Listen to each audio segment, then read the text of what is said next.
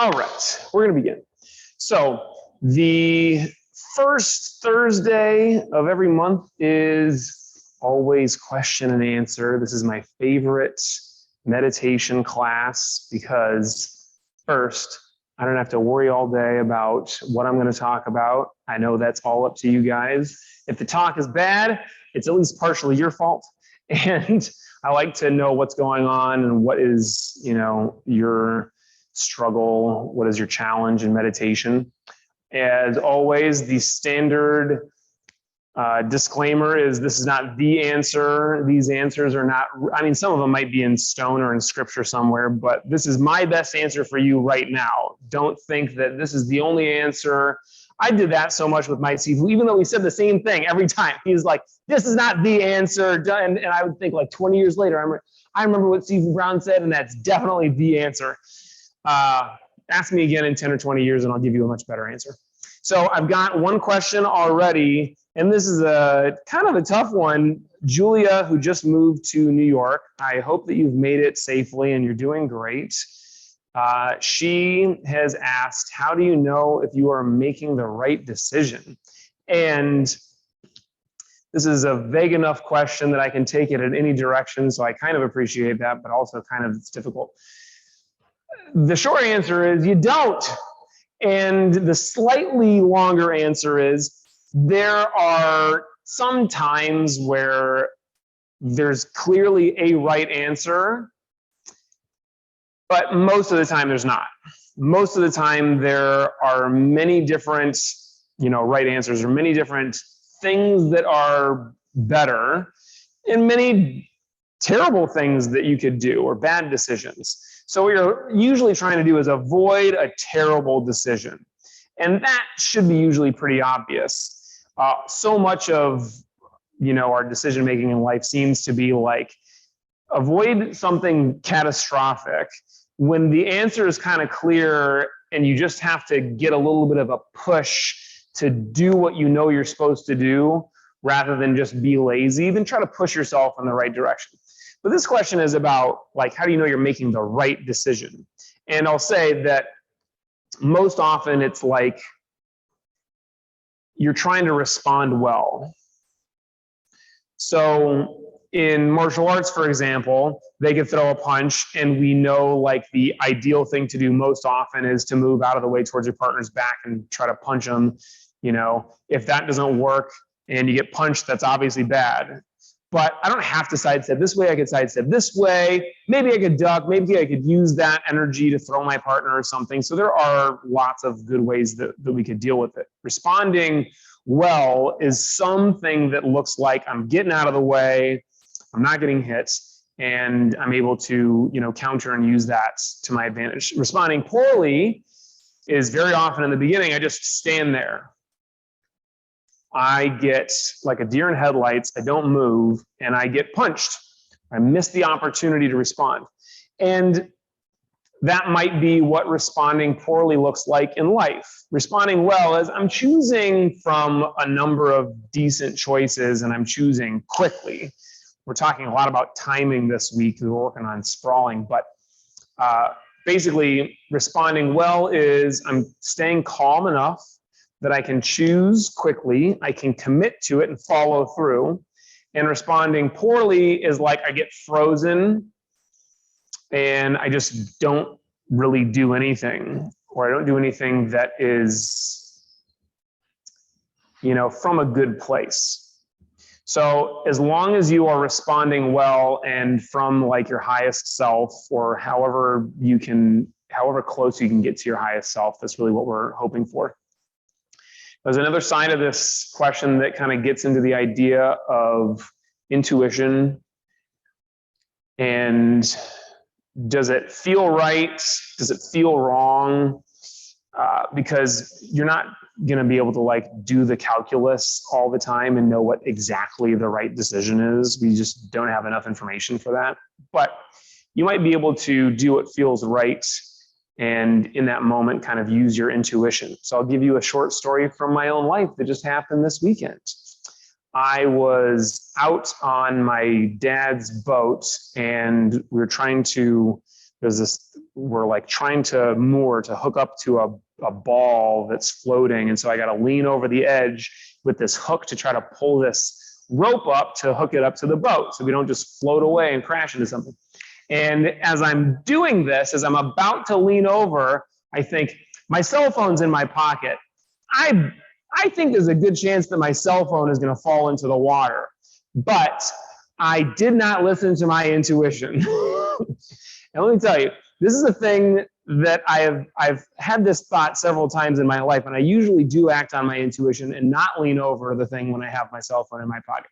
My cell phone went for a swim. In fact, my cell phone is still swimming. It's at the bottom of the ocean. So you'll have this experience very often where you're like, oh, I kind of think I should do this, or I kind of think I should not do this. And more often than not, you should listen to it. So be open to that part of you. You know, your intuition, your subconscious. There's a part of you that is able to connect to more information than you might be able to consciously process in the moment. So having a clear mind, meditation is super helpful for this. Not being stuck. If you guys read the article that I wrote for the newsletter that got sent out, right? So it's all about this idea of mental ruts or mind ruts. You get kind of stuck in the same thing. Well, if you do that, it's very hard to see all of the other possibilities. It's very hard to see what the right decision or the best decision is, because you're stuck. And it's like there's only this way. So having an empty mind, having the ability to flow in the moment and take on as much information as you can easily and quickly pick up, that'll give you the best shot. And then just do your best, follow through, try not to second guess. A lot of times what happens is we make a decision and then we second guess. So maybe Julia is second guessing moving to New York. I don't know. But at some point when you get there and you pay your first and last month on an apartment, you got to stop second guessing yourself and just be in it and enjoy it. And remember, you can always move back to LA. Other question. Anybody? Yes. I guess I have two questions. One's a softball, one's a little deeper. Are they related? No. Give me the softball first. Okay. What are the ways to improve in martial arts? That's a softball. What are the ways? There's 3, 4, 5. Are we talking about the 5 ways of becoming great at martial arts? Yes. Okay, got it. Because when you asked me, I could talk about that for 10 years and still not even scratch the surface. But what we refer to as the 5 ways of becoming great at martial arts. In fact, I'm going to do you one more. I'm going to give you a bonus. You haven't heard of these before. I'm going to give you the 7.5 ways. So you got even more to remember. So the one that we don't normally start with is find a great teacher, because I don't want to be sounding self-congratulatory. But obviously I'm teaching. I assume that I'm a great teacher. If you're trying to learn something that is, complex and it's a real undertaking, don't try to make it up yourself. And YouTube is not a great teacher. YouTube can give you some ideas, but a great teacher is like an actual person who can help you with something. So find a great teacher. Then we go into the normal 5 that we talk about in class all the time. Patience. You got to be patient because it's going to take a very long time. Perseverance, because you're going to try and fail and try again. Practice hard. Sweat. Pour yourself into your practice. You're going to get in you're going to get out of it what you put into it. Practice exactly what you want to perform. The tiny details are super important, because like I was talking about with the mental ruts, when we practice something over and over again, it becomes the thing that we do, both with your mind and with your body. You practice punching like this is going to be the way that you punch all the time. You practice like this becomes the way that you punch. So you practice with all those tiny details in mind. And then meditation, obviously, we have a whole class designed or dedicated just for this. So meditation, having some kind of an internal discipline as well as a physical discipline, means you're doing martial arts. And all of those things will help you get better at martial arts. The next one that we don't say very often is you got to love it. If you're not really enjoying yourself, you're not going to come. You're not going to try hard. You're not going to do all that other stuff. You're going to quit. So love it. And that's going to help you to really pour yourself into it. And there's a sense of effortlessness that comes along with that joy if you're really enjoying yourself in class. I was watching Anne grappling with some young guy who was trying to smush her, and she kind of gets halfway smushed, but then she just smiles. And whether you're really enjoying yourself or not, just making yourself smile can make you start to relax a little bit more.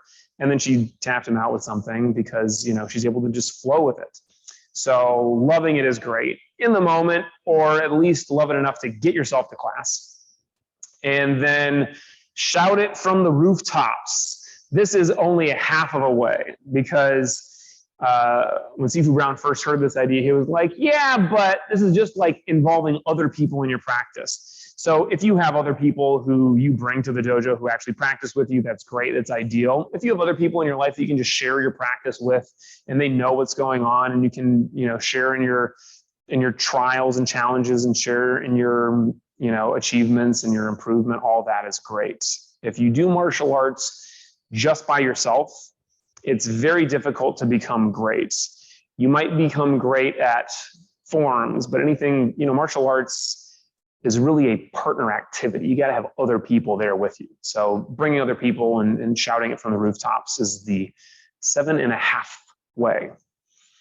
Okay, I'll let other people get a chance, and if nobody else raises their hand, I'll take your hard question. Other questions?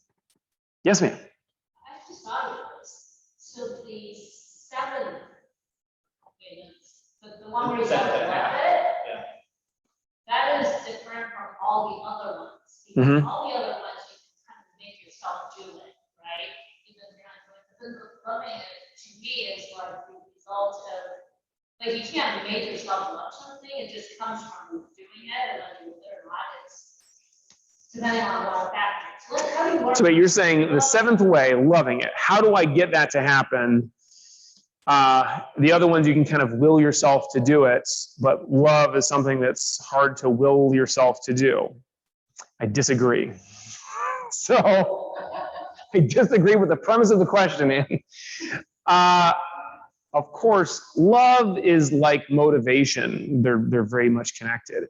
It's nice when it just shows up and it's natural, right? And this is true with, relationships. This is true with practice. This is true with your work, whatever it is that you want to love. Of course, it would be nice if it just happens automatically.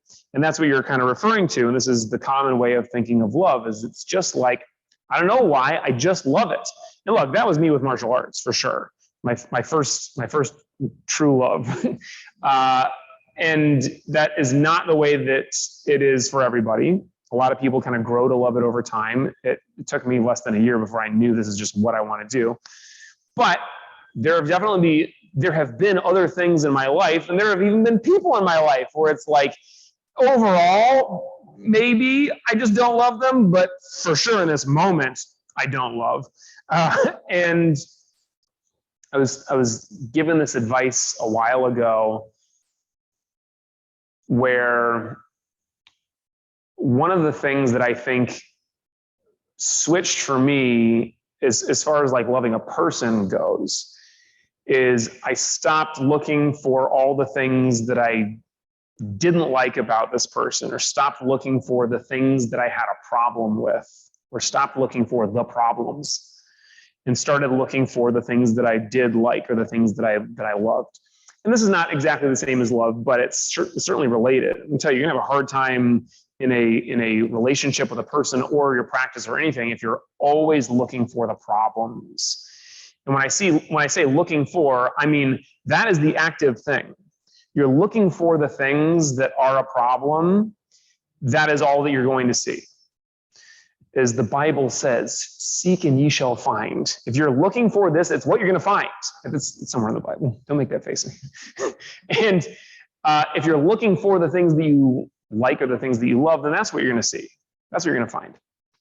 So that's part of like the active part. You got to actively be looking for the things that you love. And you'll have days in class where it's like, I am getting smushed and I'm having a hard time smiling about it today. And if that's what you keep reminding yourself of, the next time it's time for jujitsu, I can pick on you because you're amazing and you're not going to have this thought, but pretend it's somebody else who doesn't like it very much. They don't like getting smushed. And the next time they think about going to class, all they can think of is the last time they were in class, they got smushed. Versus all the other great stuff that happened in that class, or all the great stuff that happened in the weeks and months and years prior to that. So be looking for it. Love is practice, right? This is something that you are choosing to do. Love can be a choice. And I think that for many of us in romantic relationships and with practice and something that is just a long-term undertaking, it's something that you have to actively choose. Today, I'm choosing love. Today, I'm choosing to love this person, to love this thing. Today, I'm choosing to make it happen. And some days that'll feel very mechanical. It's not going to feel very natural. It's not going to feel like, oh, the butterflies are in my heart. Some days it's going to feel like I'm ignoring the crap and I'm paying attention to the good. And that is realistic. Not to sound unromantic. I love my wife. We've been together for a very short amount of time in the grand scheme of things. I'm sure there are going to be long swaths of time where I really have to choose. And practice is the same way. There are going to be months or maybe even years where you feel like you're stagnant. You feel like you're going backwards even. You're going to experience this in your meditation practice. Like, you got to choose to love, to meditate. And there are going to be days where it is the last thing you want to do. But if you get yourself to do it, it will always pay you back in dividends, and you'll always feel better about yourself having done it. So you might just have to remind yourself of that and know that even though I don't feel like it now, I'm going to choose it, and then you'll feel better later. I got one from Frida. Good evening, Sifu. Good evening. My question concerns the philosophy behind the teaching the children that you have in your dojo. Why is it that they're on a different sash system? And why is their curriculum so different from the adults? Why does it not parallel the adults' curriculum, and that includes the sash system? Great question. So the kids class, the super tiny kids, they just get a white sash and then they get stripes. And the color of the stripes are the same as the color of the sashes in the older kids class. And this is because I just don't feel, and this is, first of all, the real answer is because I just copied my Sifu, and this is the way that he did it. But my understanding and the way that I, choose to think of it is, I don't feel comfortable giving a 5-year-old a yellow sash or a 7-year-old a green sash, because it really means something to me to have that higher rank. Now, no matter what happens in the kids class, I always start them over at nothing. Ann's kids, Elena was in class today as a white sash, and she was a brown sash in the kids class. So she'd been practicing for 7, 8 years, 9 years before she actually came into the adult class. 10 years. She's been practicing since you were a kid, Frida. And I make her start over at nothing. And part of the reason is because there is a different curriculum. Now, in the older kids class, we do have colors of sashes, and they have the same color sashes that we have. And it actually takes kind of the same amount of time to get to a yellow sash as it does in the adult class, and the same amount of time to get to a green sash, more or less within a year or so. But we put a bunch of other sashes in between so that the kids are constantly getting this something that they're going for, and some kind of a sign for them that they're improving outside of just their physical improvement and their mental improvement. They get to actually see it. And this is just not something that I give to the adults, because I want you to have a little bit more of a struggle and a slog between sashes. As you've experienced and everyone has experienced from time to time, it's going to seem like a real long time between this sash and the next sash. And in the adult class, I treat you like adults, and in the kids class, I still kind of treat them like adults, but I treat them like young adults. So I give them extra sash colors in between. And a kid will never get to a red sash or a black sash. So when they get to the adult class and they see a red sash or a black sash, they rightfully think like, whoa, this person is a big deal. They might see a green sash and think, well, I had a green sash in the kids class, and they don't know until they spar with you how much better you are. As far as the differing curriculum goes, or curricula, it's mostly based on what's safe. So I have the kids do some stuff that's not safe for adults. I have kids do flying kicks. We don't have the adults do a lot of flying kicks because you could hurt yourself. And I have the adults do stuff like joint locks and chokes and weapons defense that I don't trust kids doing. I'm not going to teach a kid how to choke out somebody else. I'm not going to teach a kid how to poke somebody in the eyes or break somebody's knee with a stomp kick for obvious reasons. So the curriculum is different from that. But I'll say most of the basic striking that we do and even the basic grappling that we do, the kids do in their class as well. So it's basically what you guys do is almost everything the kids do, just plus extra stuff that's more dangerous and more complicated. And then I let the kids do flying kicks. And I don't have you guys do that very often because I'm worried that you'll hurt yourself if you try to do it. That, I think, more or less answers your question. All right, coming back to Anthony. What are the ethical, spiritual, moral, whatever considerations of studying martial arts in a world that has enough conflict, or like what could a pacifist stand to gain or lose by studying martial arts? Yeah, I love this question. I've had it a couple of times. It's one of my favorite things to think about and talk about. Yeah, we could call it a pacifist's approach to martial arts. And I will say, I personally consider myself a pacifist. I would have a very, very difficult time if I was like, told you got to go fight this war or whatever. I would move to a different country. And part of it is because I'm non-confrontational. I'm not trying to get into a fight with anybody, but martial arts has taught me to feel more comfortable with that part of it. So my nature before martial arts is like, I got to avoid any kind of confrontation, verbal, emotional, physical, all of that. And now I don't feel like I have to avoid it. I feel like I want to avoid it if there is a better way out. Now that does not have to be the way that all of you guys are. You might staunchly be like, I don't care if somebody attacks me and they're trying to punch me in the face in real life, I will let them punch me in the face before I try to hurt them. That's not where I'm at. I don't think I was ever in that place. But that is kind of a common thing that some people ask me about. What if I never actually plan on hurting somebody? And you were in that self-defense class that we taught, right? Were you in that one where I was talking about poke them in the eyes? I've talked about it in the class that you've been in, at least. So you get it. Some of the stuff that we do could be very dangerous, the stuff that I don't teach the kids class. And you might very well decide, I'll do this in class. I'll poke the eyes of the invisible person in front of me, but I'm never going to do that in real life. I don't care what they're trying to do to me. Now, some people are of that opinion because of kind of what I was talking about before, where it's like, I'm afraid to not even just hurt somebody. I'm just afraid of the confrontation in general. Maybe I'm afraid of making somebody mad at me or whatever. That's what it was for me. I had a really hard time with just thinking of somebody not liking me under any circumstances, and physical confrontation, the same thing.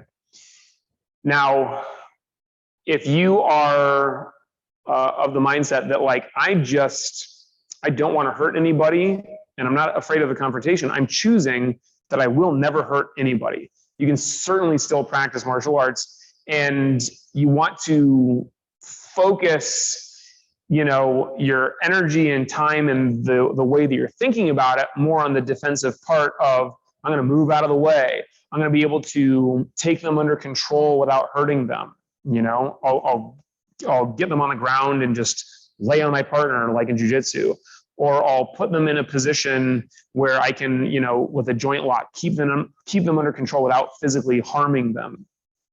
And this is a great thing to be able to do. I'll tell you, there is no way that punching somebody is totally pacifist. You're gonna hurt them or knock them out, or both. And I'll take it a step further. I'll say that breaking somebody's knee, this is hardly ever going to be the best, going back to Julia's question, the best answer or the right answer, the best decision, but it sometimes might be the only. And I'll say in some cases, it may be the best thing that you have available to you today. Maybe you're not so good at joint locks or, chokes. You can't just put them to sleep. You're going to have to break their knee or poke them in the eyes. The way that I like to think of this is that I might actually save this other person's life by breaking their knee. Because if they're attacking me and the police show up and the only thing they can do is shoot this person, I just saved their life by breaking their knee and running away, right? If I break their knee and now they're on crutches and second guessing themselves the next time they think about attacking somebody, maybe I saved their life because of that. I'm sure somebody out there has attacked somebody. I mean, this happened to one of our students back in Michigan. Somebody tried to stab him with a knife and he got out of the way and broke the guy's arm. Now that sucks for the guy to get a broken arm. It's probably better than spending your life in jail for stabbing somebody to death. So it could be actually, a little bit of violence could be the best possible thing that could happen to that somebody. I think it's a stretch to think that in most situations, but it's possible. So you want the ability to do that, but I absolutely think that the best thing that we can be able to do on a physical level is to be able to restrain somebody with joint locks or just being able to tie them up or through positions, we take them down and hold them down to the ground. That's really nice. You can fully defend yourself without having to hurt anybody at all.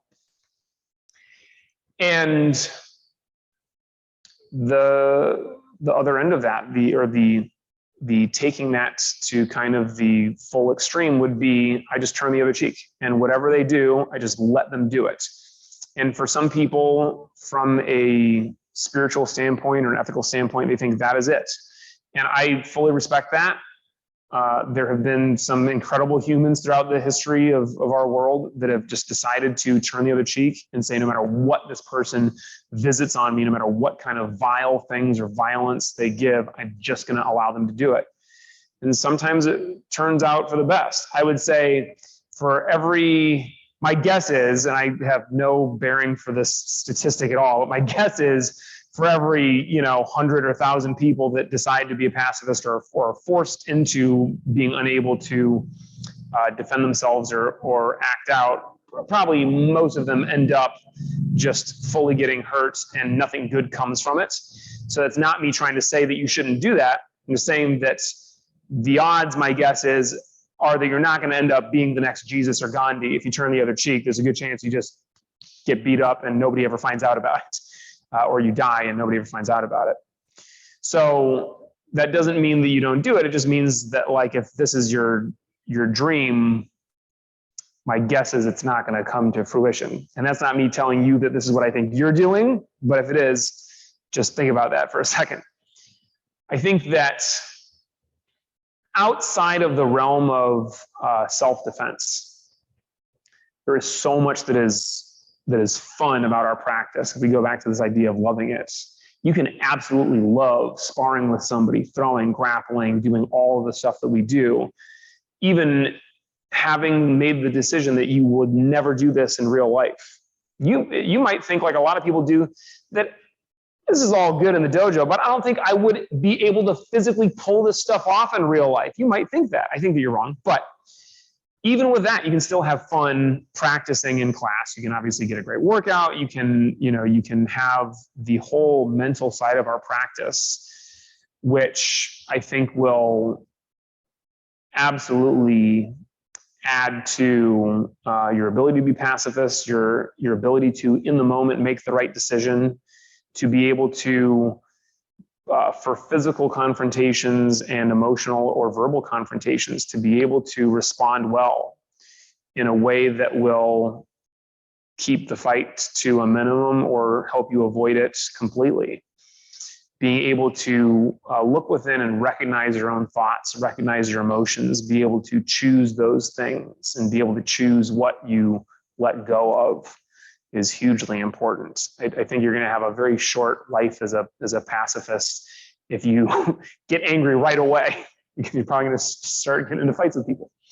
But if you're able to keep yourself calm and probably diffuse the situation from the other person's perspective as well, then you really got something. And this is, as we always say, the highest level of self-defense is, I don't end up having to throw a single punch or kick or even have to use joint locks or anything like that. I can just talk my way out of it. I can recognize instantly when this is turning into something bad and diffuse it with humor, make a friend, run away, whatever it is that you have to do. And I think that is probably the answer that we'll end with here, because meditation is key to our practice. Even if you never get into a fight, I'll tell you, I've been in 0 real fights, like light skirmishes maybe, but nothing serious. And I will practice martial arts for the rest of my life because of meditation. If there was not this real deeper aspect to it, I would not still be practicing it. And I would say you guys probably wouldn't still be practicing it. There's got to be something that is really going to affect you on a deep level. So you can never raise your hand against anybody. You can even turn the other cheek every single time. But with your meditation practice, you will be, fortified to be able to do whatever it is that you choose, including a little bit of violence if it is called for in the moment, to be able to calmly knock somebody out or choke them out, calmly throw them. That is a whole side of it that we hardly ever think about or talk about. But if you are able to keep yourself calm and still be able to effectively, or therefore most likely be able to be more effective because you are calm, then that is great, whether you're doing something physical or not. So let's sit. I've talked for way too long yet again. Sit comfortably.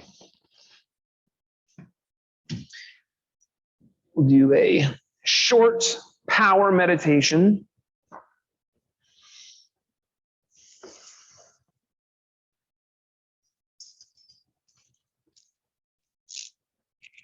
Pull. Close eyes. Spine straight. Eyes upturned. Relax. Watch the breath.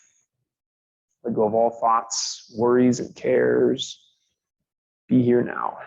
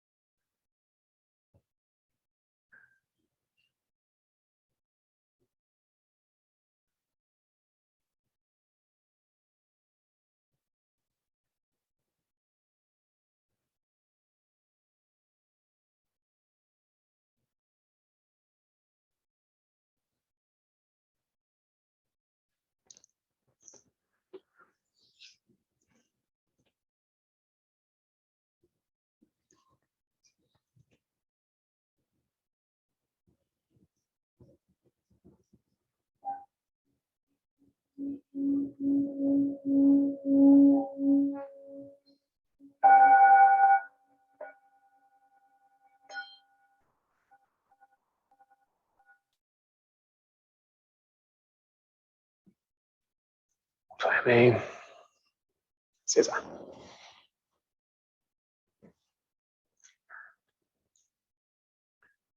All right.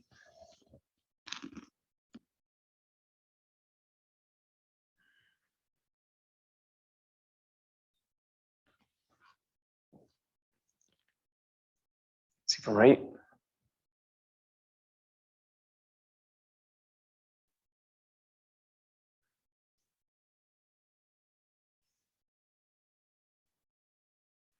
Kaiser.